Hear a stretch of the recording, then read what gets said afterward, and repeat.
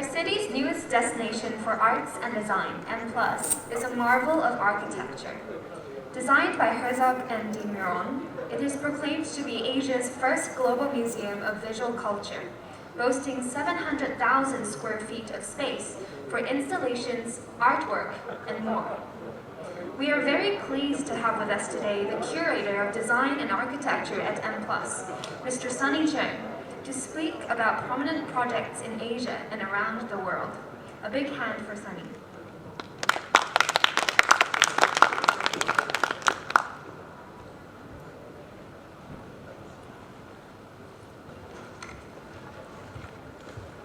Okay. Hi everyone, my name is Sunny. I'm a curator at M+, and maybe I'll just give a quick intro to myself before I came to Hong Kong, since I've only been in Hong Kong for the past 2 years or so. So previously I was at the Victorian Albert Museum and also the Barbican Art Gallery, and also at Liverpool Biennial, working on design projects, but also visual arts, projects in the public realm. And so I've got this background of both design, architecture, and visual arts. So through to talking about M+, we recently had a very successful opening in November of last year. We recently welcomed our 1 millionth visitor. Actually, it's probably more like 1.5 million now. And that's mostly with the support of the local Hong Kong visitor group, because we're not really open to visitors since we're closed off at the moment. So those are really quite astonishing figures. We are an international museum with a regional focus. So Hong Kong is in some ways not just about Hong Kong as the physical location itself, but also the diaspora, and we explore that in the exhibition slides, which I'll show you in a moment. So, about the show itself, I have a little confession to make, which is that I wasn't fully involved in the curation of the show, since I joined relatively late in the design process. And a lot of the, actually most of the objects were selected by my supervisor, Iko Yokoyama, and also the other curator in the department, Shirley Surya. But I thought about how I would talk about it from that perspective, and I think I can bring a unique perspective. Sort of privileged to have this curatorial background, but also kind of as a visitor really, and kind of what you see, which is this kind of very unique position for me. I've never really had that with a show that I've talked about before. So the show's called Things, Spaces, Interactions. Design and architecture defines the things that we use. It creates the spaces we inhabit, and ultimately informs the way we see and live in the world. Things, Spaces, Interactions presents more than 500 examples of furniture, architecture, graphic arts, and other design objects. And don't worry, I won't obviously go through the whole 500 list. I'll probably cherry pick about 50 from that. But design moves across borders and is shaped by transnational exchange. And this exhibition reveals the larger forces at play in this region, including the social and economic changes in a global context. And it shows how design and architecture gives us a window into questions that are really relevant to our lives today. So actually, I don't know, how many of you have visited M+? Has anyone here visited? Oh, quite a few. Did you visit the design show at all? It's okay if you didn't. Did you understand it? No, it's good. I asked that question because I think that's part of what this presentation will be about as well, like kind of my personal thread and journey through it, which may or may not be exactly what my colleagues think too, but that's cool. So the show is divided into a number of sections. It's part of the East Gallery on the second floor atrium, and we have sections of Hong Kong as lens, designing for a national identity, future cities, this kind of breakout space, which is a kind of interactive learning space, also a spot for people to rest, because they always forget to, put chairs and things like that for people. And with 500 objects, you obviously need somewhere to stop. We have a part on postmodern design, and a final section on questions for design, and also working with the SIG collection as well. We have an archive of R&B City. And through the show, I'll talk a little bit about how we are actually very interdisciplinary. So although I'm based in design and architecture, I will quite often work with colleagues in the moving image department or the SIG collection or the visual arts department in order to kind of have this cross-dialogue. Okay, so moving into the first section itself, so Hong Kong as lens. So, you walk in, it's this very, big open space. One of the first things I think that perhaps catches your eye is this LED, just giant LED screen at the top by Funk, which I think is reflective of actually the cityscape, the architecture itself of Hong Kong. You often get these big LED advertising hoardings as well. And I've got a video in a moment, but we can talk a little bit more about it. But this first section is really about, we hear the term East meets West, which is a kind of binary, shouldn't be East or West. So we're trying to make it into a much more pluralized way of thinking. And we draw on the city's unique character as this site of exchange between China and also the rest of the world. And coincidentally, this history of Hong Kong as a port city is really valuable, actually. When I left Liverpool Biennial 2 years ago, I worked on a show which was this idea of the stomach as port, so this kind of idea of the port as this intelligent system where people come and people leave, and they leave traces of themselves and communication, which obviously affects the design radically in these port cities. So it's a site of cross-fertilization of ideas and stories. And it's also to give everyone a bit of familiarity and a bit of grounding, because we're all aware of what Hong Kong is like, so we can take that perspective into subsequent journeys. We respond to influences that travel across borders and practitioners that combine these cultural references, and we interpret traditions and experimenting with techniques and materials. So is there this kind of shared language in Hong Kong and with the world is where we're getting at. So here you see some posters. One is by Alan Chan, who he's also one of the speakers in this series. There's actually another person later, which I'll explain as well. But also Henry Steiner, who's kind of considered the kind of godfather of graphic design, I guess, in this region.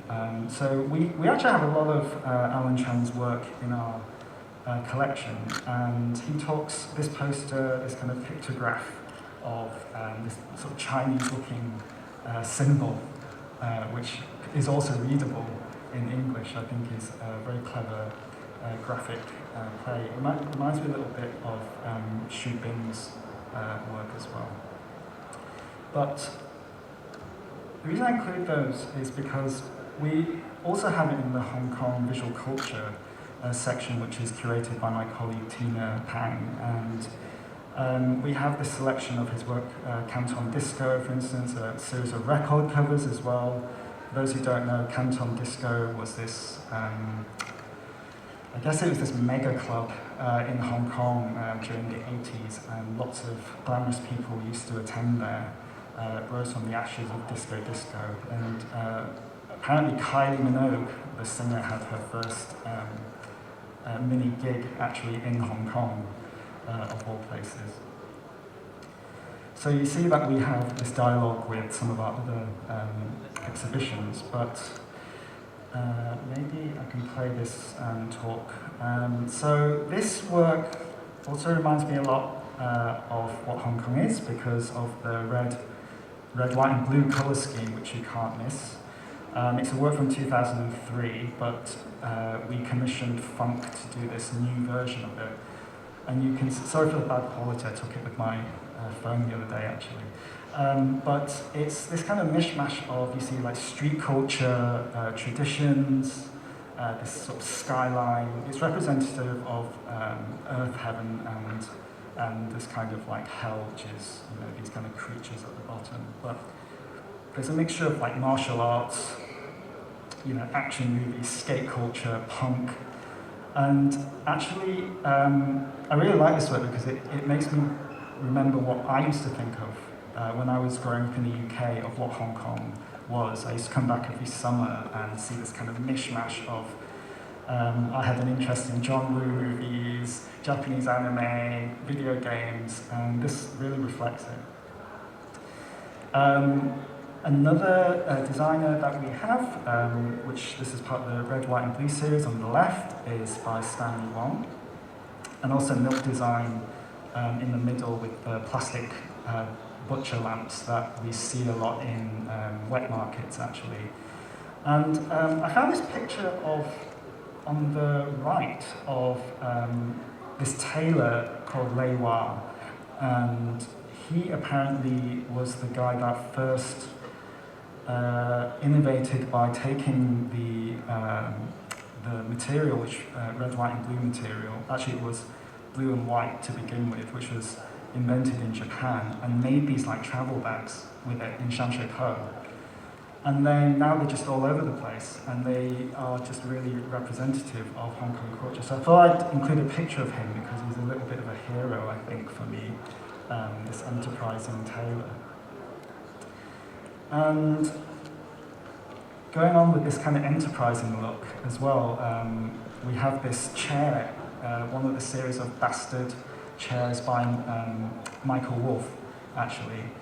And it's made out of this, this water cooler with this like kind of cushion thing on the top. And obviously, it's a piece of anonymous design, but it's this topic that we'll continue going through when we get to the last section. So we feature actually the middle slide is from the last section actually. So in some ways, whichever way you enter from the beginning side or the end side, you kind of have a bit of a coherent story. I don't know if my colleagues designed it to be that way, but as I was walking around, I kind of picked up that a lot of the same works kind of randomly occur like that, which I think is great, even if it is accidental. And we have the work of Michael Young as well, another speaker. I believe he's speaking maybe tomorrow, actually. And I believe he moved into Hong Kong in, I think it was 2006, and he was very interested in the sort of fabrication culture and the language of engineering and electronics. And you see on the right this heat sink, which is this extruded aluminium, and the language of that is transplanted to this design of the Brahma pendant lamp. And he uses it not to disperse heat, but to disperse light. So I also like this kind of innovation that happens in Hong Kong. Perhaps another image of Hong Kong, which I incidentally, when I was younger, had an image of, even though I never visited because it was demolished in 1994, is Kowloon Walled City. And I guess if you take it in context with this super graphic of the Mei Fu estate, you see this Hong Kong hybridity of like super planned, but also at one time this kind of informal architecture as well. And we kind of put those two together because we're thinking, and also this project by Barnes about urban villages in Shenzhen. You know, how do we learn from this Kowloon Walled City, which this place grew naturally on its own and grew from the needs really of of the people that were there. You know, they really had to find their own cables, they had to like pour water towards it. How do we kind of learn a little bit from that without completely like destroying ideas of how people maybe want to live on top of this top-down regeneration? Again, we kind of mirror this in the Hong Kong visual culture section because we have a series of video games which are based on Hong Kong, or this image of what Hong Kong is. And you see everything from this 1980s representation to, I think it's called Sleeping Dogs. I never actually played it, but it does, what I do know is it has a 3D rendering of Cheung in Fat. And he goes around, you know, with these guns, shooting down triads, and it's this kind of like fantasy of what Hong Kong is, even down to action movies. And also this cityscape, futuristic cityscape, which looks very much like Blade Runner, the screen on your the right-hand side at the bottom. And it's this kind of Ridley Scott vision of what Hong Kong is as well. So in this first section, I guess, you see all this kind of melting pot of what Hong Kong is. Oh, and incidentally, for those of you who are interested in in Kowloon Walled City, the Wall Street Journal has done this series of videos that are really worth a watch, actually. We have one of the guys called Cheung who he basically went around and mapped the entire Kowloon Walled City. And at one point, and then we also have him speaking in our audio guide, so do look that up as well. And so, yeah, and then we move on to room 2. So these are a couple of views of it. I can't talk into too much detail because there's too many stories and it would take too long, but you're almost wondering why, we've just talked about Hong Kong, which is a national identity, but we, again, kind of start with Hong Kong, actually. So we have this Hong Kong plastics case, which is there. And if for those of you who haven't come to the museum recently, I think maybe up to 2 weeks ago, this is a new thing, actually. So part of what we do at the museum is we refresh objects for various reasons. Sometimes it's for conservation reasons, because you can't leave things in the light for too long. But other times just because we want to showcase more of the collection. So you see a selection of products here from Hong Kong's plastics heyday, which includes, I'm sure many of you here have heard of Red A and CADA as well. And it was this shift from Hong Kong actually being this light industries maker of things like clocks and these kind of mechanical things to one of plastic actually. Apparently, Le Garçon actually made his fortune through plastic flowers as well. So you can see how much plastic has actually shaped Hong Kong. And some other items that are interesting here. On the left, you see this flip-flop, which is there by Cheung. Apparently, Hong Kong is one of the biggest manufacturers of these flip-flop clocks, which you see in stations, and it's a kind of national pride thing. It's very recognizable, very distinctly Hong Kong. But then we go into more of an international focus. So I think I want to trace this national identity story more about maybe Japanese design, because I think that's probably the more interesting story through this section, but there's many more narratives that you could pull out here. So you might be wondering why there's this bunch of wooden chairs and this kind of paper lamp that's in this part, seemingly all from different areas of the world, but it's really to do with this book that you see there, where Charlotte Perrion, she curated a show in the 40s called Selection, Tradition, Creation, and it was hugely influential in Japan. And it was a survey of Japanese techniques and objects, some her own, but some from Japanese design. And she was a real believer that the idea of craft and also modern manufacturing techniques was something that could really drive design forward post-war. So you see this chair here, an ombre chair. You can kind of see the look of it, which kind of reflects this kind of seductive shapes which Sori Nagi's stools, which are represented on the right. But some of these were originally, they're probably I reckon probably fairly expensive in their day, but subsequently you see, the elephant stool, which is the one at the top, becomes like just, mass manufactured, and you get these kind of like copies of it everywhere in Hong Kong, those kind of four-legged red,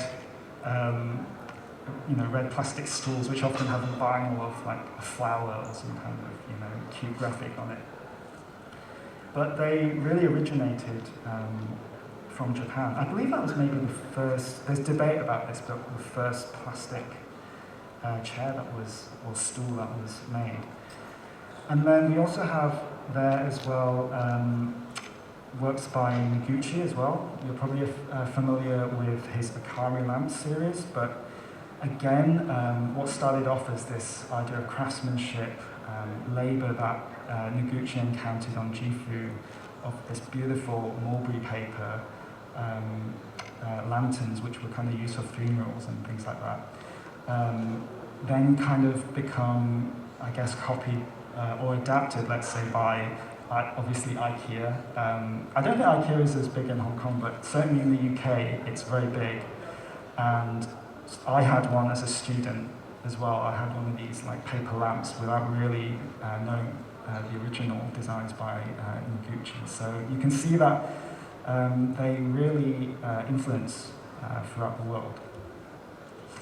And then, I can't really talk about Japan without mentioning the rice cooker, actually, which, the Toshiba rice cooker, I think this is probably the only one that's left for some reason. I tried to get this, by the way, for the Victoria and Albert Museum when I was working there, and Eco, who is my boss, managed to snag it for N+ before I could get it. So there are actually different museums, vying for the same stories and products. But the rice cooker really changed the way people live. Actually, the way people cook things. You can actually cook a lot of things without. Actually, it doesn't have to be rice. You can, some countries use it to make cakes and things like that as well. And also saves time, obviously, changes eating habits. So you can see how design really can shape people's lives. And also wanted to show the Panda radio. This is the first commercial patented product for China. And I think it's remarkable because it's it allowed China to develop this idea of the radio, but also there were 4 great things that everybody wanted at the time. So they mass-produced these radios. I believe the others were a bicycle. I can't remember what the other 2 are now. A typewriter, I think, was one. And what was the last one? I'm sure they would be different now. Nowadays it'd be a mobile phone or something like that, but yeah. And then also miniaturization, so post-war Japan also, poured their resources into their engineering and their manufacturing and actually miniaturization technologies. So you see these amazing products such as the TPS L2 Walkman, a selection of mini transistor radios as well. And it's also about, along with something like the rice cooker, about fabricating, I guess, like lifestyles as well, and something that's desirable. I mean, I guess before the Walkman was invented, I presume people didn't really care about listening to music, maybe, out in the public, or didn't have that ability to, but once it came out, it just changed how youth engaged with products, and actually Sony did very well off that. And I'll quickly talk a little bit about, there's a part on propaganda, so we have these photographs so during this time, we could call it post-war, Cold War, moving through to the 80s, you get countries shaping their identities by political beliefs. So we have a selection of photos here by Wu Yinshan. I don't think the third one is actually in the show, but I put it there for a little bit of completeness. But he was a photographer of the communist era, so you see how he's depicted these grand, halls and this kind of like pride in how these giant structures could be built, and this kind of awe of the communist regime. But also, on the flip side, we also have these they are propaganda pieces in themselves, but manufactured by other countries, such as the US, for instance, who had a propaganda department, and they infiltrated communist countries to spread their messaging of what they wanted the world to be like. So this one actually reads communist or freedom. So they didn't even use the word capitalist. For them, it was simply freedom. And then perhaps what I think is the ultimate in propaganda is actually sports. We have, I think we have the one on the left on display. But this also rejuvenated Japan post-war, and they used the symbol, this very bright red rising sun logo, which, it was on their naval flags too during World War II, but this allowed them to use it without the kind of starburst pattern and more about the flag, but to kind of instill a national pride and a rebirth to one of where the values are about competition, but perhaps friendly competition through something like sports. But the photography is also remarkable because, for me, the way I read it is that you see this kind of freeze-frame snapshots, and it shows this accuracy or this technological prowess which is happening in Japan. So now we move on to, in the middle of the space, future cities. At first I thought this was also quite strange. You get this kind of weird jumping thing. But I think if you visit the museum, the gallery in reverse, it kind of starts making a lot more sense actually, because it's almost like you can approach it and read the story so that actually the future is the middle and the beginning is from either side. The first thing you notice about this picture is it's so bright. It's like this crazily bright room, which is probably not usually ideal for museum conditions, but it's great for things like sculptures, for instance, and that's why we showcase fragments of this expo tower here. This is the section where we have the archigram collection as well.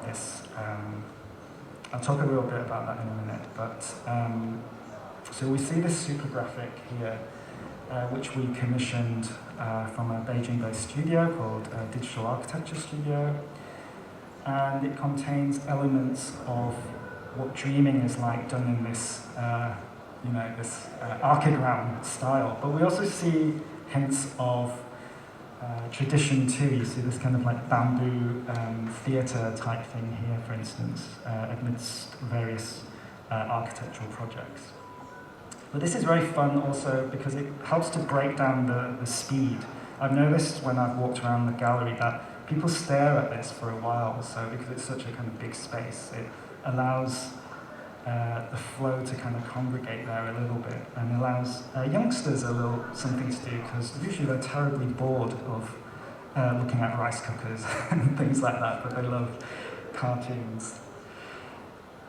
And in the middle of the room, we have some works by Buckminster Fuller, this complex of jitterbugs, which is there to really showcase ideas of like transformation and modularity and I guess dreaming about how things are not so fixed. And that panel, which you saw, this triangular panel, and that thing that looks a bit like a mine, you know, like a sea mine, like a bomb or something, but it's not. It's one of the parts which was used to hold it onto the tower itself. And you know, the Japanese were also at the same time as archigram interested in this idea of like architecture as this kind of machine as well, almost like a biological machine. And you know, archigram in the UK, around that time there was this huge thoughts about cybernetic processes, this idea of feedback mechanisms and how you can design to that.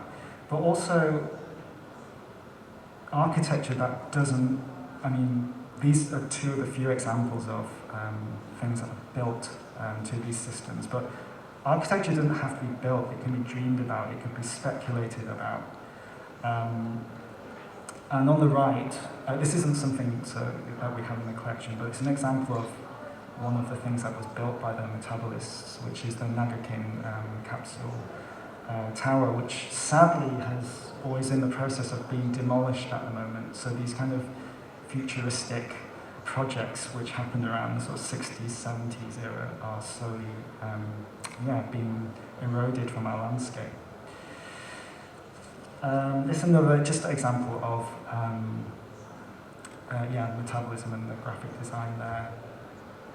And we also have works by Zaha Hadid here as well. This kind of, again, it's this idea of, this was a competition entry for the Peak, and you see this kind of like crazy fragmented, it's all hand done, but almost like computer rendering style, changing the way that architecture drawings could be viewed, I guess, almost like works of art.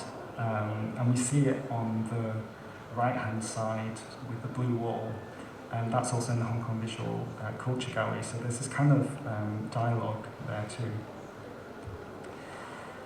And perhaps most interesting in this room, probably the biggest thing there is the Archigram archive.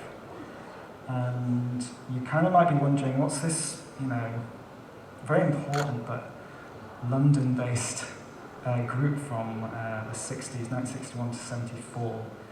What's their archive doing at NFOS actually? But I think my view on it is that, you know, it's very well known in Europe. In fact, there's a lot of works there. I used to look at some of Archigram's works when I worked at the Victoria and Albert Museum, actually, where you can view them in the Prints and Drawings Library and just kind of marvel at these, you know, Richard Hamilton-esque collages. But perhaps the greatest thing is actually having it here, you know. We can have this as a resource, actually. We can pair it with things that we have about metabolism or really talk about that dialogue, that kind of thinking, really kind of bridging that Eastern and West dialogue by actually having it physically here. And you can actually, remarkably, come into our research centre and actually look at these things. You know, you can actually see the real things. But if you visit the museum again and go to the Archigram section, you'll notice these cabinets.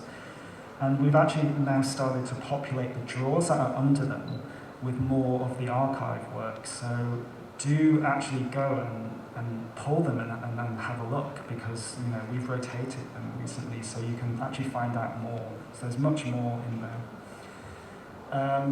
And yeah, just a few more images of Archigram, just because I really love their work, their designs. So you can see this kind of like pop art, Richard Hamilton-esque look. And then we can move on to section 4, which is maybe the sort of most controversial part of design usually. People either love it or they hate it. And hopefully they don't hate it, because there's a lot of postmodern design there in the Marvelous stand actually. But we also thought a lot about how do we collect actually? What's the limits of collection? Actually, I'll show you the video first, just in case some of you haven't, because not everybody queues to actually go into the sushi bar. But I think of the museum as a place of nourishing the soul, the mind, learning. If people take away the idea that everyday experience is also very special, we're offering avenues for people to consider their relationships with objects, everyday experiences, but also design, architecture experiences.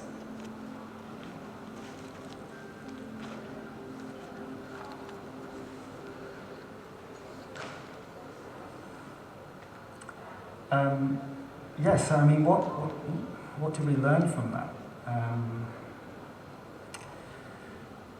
Well, we thought about what encapsulates a designer's practice and what are those limits, because Kuramata produced a lot of work such as these chairs, for instance, and these kind of like sculptural-like objects and tables and lamps, and like the Obercube lamp that you see there. But is a limit like human scale? Is it something that we hold in our hands? What is it? I mean, if you consider that Kuramata probably did, well over 100, if not hundreds, of interior designs, that's like a massive part of his practice. And once these interiors, because a majority of them are like, esprit shops, which is based in Hong Kong, obviously, and Issey-Miyake stores, for instance. What happens when they are demolished? That part of his practice is essentially gone forever. We don't just like buy it like a product, but yet they're so integral to his thinking as well. And also, what about all the experiences of those who installed it, actually? Because you may or may not know, but we flew over the actual craftsmen from Japan, the team that originally installed it in Kiyotomi, but also dismantled it as well. So they also use these like hand tools and techniques that, they're not really used now so much, because I guess for a mixture of cost-cutting exercises now when you're making things, but also these are kind of like old craftsmanship techniques as well. But we documented all that, so we also have this archive of the techniques that it would take to make something like this. And yeah, so that's kind of why, really. And I do vouch for it. I think it's amazing to be able to collect design in that scale, almost like as if you were collecting some kind of big sculptural installation. I think there's an analogy there. But I also wanted to show this work by Kuramata. It's almost like a Kuramata section in the postmodern design part of this show, because, firstly, I love it, Miss Blanche, this chair. But I also heard a really good story which kind of links to Hong Kong as well. So they made 56 of these chairs in total. Actually, the age he died was, he was 56 as well. And he experimented a lot with different types of flowers that you could use to make this chair. So you imagine that. And they also had to hold the flowers with tweezers whilst they were making it. So they're pouring these, resin into the mold, and they're dropping these real petals in there, and they're making this chair. But of course it fails because the petals just die, and so that's a kind of failure. And then I heard that he used a type of plastic flower, a good quality plastic flower, so obviously he thinks the best quality is great. But again, it apparently doesn't work because the dyes in them, so the dye is real, the better quality plastic flowers kind of leaks out a bit and kind of clouds the resin. So he kind of tries and uses these I guess cheaper plastic flowers too. I can't remember exactly who I heard it from. I think it was maybe Eco, but I couldn't find the source, so maybe it's just an apocryphal story, so don't take it as the gospel truth. But apparently Hong Kong plastic flowers were the best ones to use for producing this type of chair because of maybe the consistency of the plastic. So I like how that's maybe perhaps a link to this region as well. And then obviously we have, we hold substantial collections of Memphis works as well, or the Memphis group, postmodern groups works. You know, like we have Nathalie de Pasquier, Ettore Sass. Yeah, we have Alessandro Mandini's Proust chair, this kind of mishmash, colourful aesthetic. And we also have works by Hashi Teriyaki as well. Yeah, because we also wanted to explore the Japanese story to that. It's quite a sort of international movement actually, but we also have substantial holdings of his work. And we have this Hanan long chair. Actually, Eco's done a video on this, so you can watch that as well on our website. But if I read a little bit about it, but he's got this interesting drawing from this huge range of furniture typologies and also cultural references. And the back of the sofa is exaggerated with a patchwork of colourful fabric stretched over a frame of scrolling wire. Upholstered vintage Indonesian batik makes reference to Asian traditions of floor seating. So Hashi saw furniture as independent game pieces that can be rearranged to flirt with the space. And he considered this design approach a reflection of the possibilities for a multicultural consumption offered by this affluent 1980s society in Japan. So of course all this kind of design happens during the bubble that happens in Japan, this kind of great proliferation of ideas, this experimentation that happens. So almost like an era of excess in the 80s. So we see all this happening. Actually, one of my favourite objects is the G-Force vacuum cleaner. I'm sure you've all heard of Dyson vacuum cleaners, and they're known throughout the world now. But for the longest time, I think that the only product he had maybe before this, or was it maybe after, was the wheelbarrow. That's a kind of ball that you could wheel in any way. But yeah, he couldn't really get his products sold. So he managed to convince a Japanese engineering firm to take it on. And it's this kind of toy-like aesthetic, and being able to see the dirt, because prior to this people didn't want to see, you know, the rubbish that was being picked up because it was kind of all gross and dirty, but he made that the forefront of the design, and it obviously became a huge success.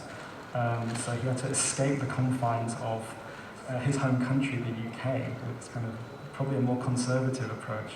And of course the other reason is because these companies wanted to sell vacuum cleaner bags, so they didn't want this kind of design actually, because they'd sell less peripheral sort of accessories. A bit like when you buy inkjet printers, you're actually buying inkjet cartridges because the printer is so cheap. So maybe I'll speed up a bit because we're running a bit low on time. So when we go into room 5, the penultimate section, we have this display by Chow Fei, another archival work. I mean, it's amazing that M+ actually has so much archive work. This one is the archive work of R&B City, which we have lots of. The world is kind of buzzing with the metaverse, ideas of the metaverse, NFT culture, all this kind of thing. But we forget that, I guess, video games, which rose in popularity from the 80s. This is an interest, personal interest of mine, but also a prototype metaverse, this world called Second Life, was already around in the 2000s. And Chow Fei really took advantage of that and created this world which was this kind of mishmash parody of different architectural styles from China, which was during the Great Crash in 2007-8 sort of time, and yeah, made it into this world, this very postmodern mishmash of styles, and yeah. But she also did events there as well, got the art world in there, actually commissioned architects to produce the buildings. So it's this very gigantic project, which really is a precursor to what we have now. I mean, that was like 15, 20 years ago, and now, you know, we're really building these kind of metaverse worlds. But they don't even look as advanced as that, that's the thing. They actually look quite cartoony in relation to that. And then the final room, which I'll go through quite quickly, but there's a series of questions for design in this. So where is the need? Like who uses design? Where does the hand end and the machine begin? How do we interact? Who's the author? And where is nature? And for those, I mean, I was a little bit confused when I first came into the space as well. There is a kind of, you walk in and there's no kind of dividing lines, unfortunately, so you kind of have to just kind of judge it by looking at this picture. This is actually a totally different section. And we look at works such as, working at or designing at the speed of thought now. We know about machine learning and artificial intelligence. I think that's the kind of next frontier for design, actually, literally working at crazy speeds, because we see designs by Front where they just drew a design in midair, and the data from that is collected and produces these like kind of miraculous looking things that look like they're frozen in midair. So they're 3D printed. And we now use things like text-to-speech, where we simply type what we want. Like I used DALL-E. One of my friends managed to get onto the DALL-E 2 beta testing, and we typed something in like Bruce Lee fighting on the beach with a dog or something, and it creates remarkably beautiful. I wish I had some images to show you actually, but it's instant. It shows like, you wait a minute and you get like 20, 30 different images. If you don't like it, you just type a little bit more and it comes up with more and more designs. So I guess where does the hand end and machine begin? We're increasingly, design is going to face these problems of how do we work alongside the machine? And if everybody can do it, then what maybe becomes good or bad design? So these kind of questions are in the last section. Another thing is we have this emoji wall, which emojis started coming out on phones in Japan, actually. NTT Docomo and Fujitsu did a phone, so obviously they're everywhere now, but they really did originate from Japan.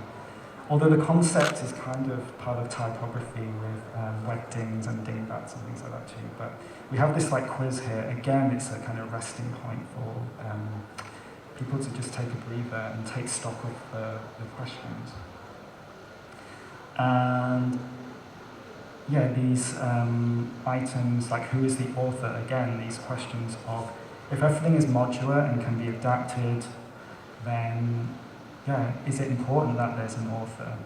In Shenzhen, prototypes can be made like so fast that they often become anonymized actually, and these products often are only available for a very limited amount of time before the next iteration comes out. But I just want to end on this, this final work, which shows, I guess, like the consequences of design in some ways. It's this kind of speculative work which shows, it's called H/ aluminium, copper, gold, and tantalum, which are these minerals that are extracted from the earth and made into computers and electronic products. And this is a work which, so this entire cabinet, which goes from here to about the speaker of computer parts, boils down to this speculative element. But we drag all that from the earth in like massive, massive quantities, but we often throw it away as well.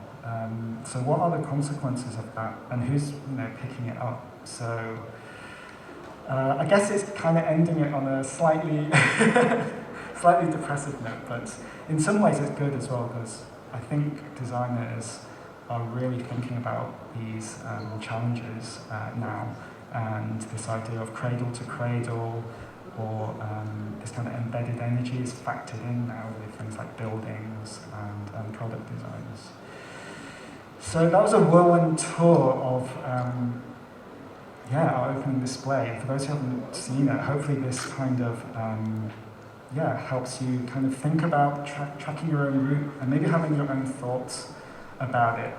This is by no means the story that you must follow, but it's a kind of personal story. And for anyone who needs to ask any questions about any of the objects, that's my email address there. Thanks.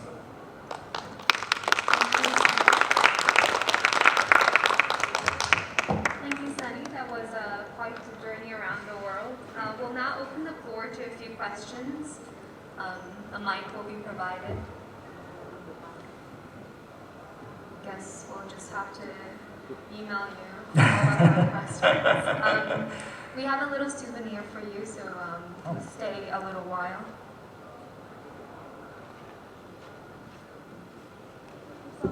What is this?